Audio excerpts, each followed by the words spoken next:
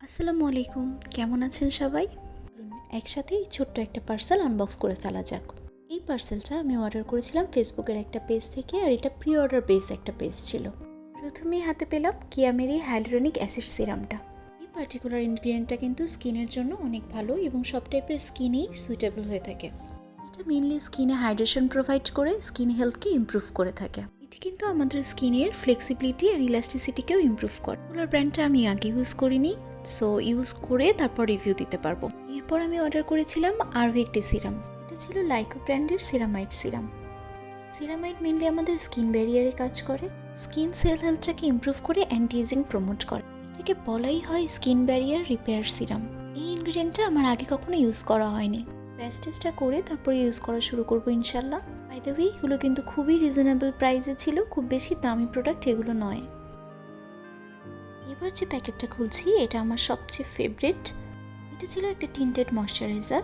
As আমি heavy মেকআপে খুব একটা অভ্যস্ত নই, তো এই লাইট ময়শ্চারাইজারটা আমার জন্য পারফেক্ট। এই ময়শ্চারাইজারটা খুবই লাইট ওয়েট, ইজিলি ব্লেন্ড হয়ে যায় ফেসে, একদমই ক্রিমের মতো। জাস্ট লাগানোর সাথে সাথেই এটা একটা লাইট মেকআপ লুক চলে আসে। জাস্ট সি দ্য ডিফারেন্স, এটা খুব সুন্দর একটা লাইট মেকআপ লুক ক্রিয়েট করে। তারপর আমি অর্ডার করেছিলাম একটা কনসিলার, যদিও আমার খুব একটা ইউজ করা হয় না। এই কনসিলার আমি আগে কখনো ইউজ করিনি। এটা অর্ডার করার সময় আমি একটু টেন্স ছিলাম যে আমার স্কিন টোনের সাথে ম্যাচ করবে কিনা। খুব বেশি লাইট টোনের কনসিলার আমি কখনো ইউজ করিনি, তবে এটা ফেসের সাথে বেশ ভালোই চলে গিয়েছে, স্কিন টোনের সাথে মানিয়ে গিয়েছিল। ব্লেন্ড করে মনে হলো খুব ইজিলি ব্লেন্ডেবল একটা প্রোডাক্ট। এগুলোর প্রাইস কিন্তু বেশ রিজনেবল। অ্যাজ আমি সবসময় ইউজ করি না, আমি প্রথমে রিজনেবল প্রাইসের একটা প্রোডাক্ট দিয়ে শুরু করতে চাচ্ছিলাম। প্রোডাক্টের ডিটেলস অথবা পেজের লিঙ্ক লাগলে প্লিজ কমেন্ট করে জানাবেন আমাকে। পরের দুটো প্রোডাক্ট ছিল আমার জন্য সারপ্রাইজ। এই দুটো প্রোডাক্ট ছিল তাদের গিফট হিসেবে তারা রেড কালারের এই লিপস্টিকটা এবং সাথে একটা লিপ লাইনারও গিফট করেছিল ম্যাচিং করে।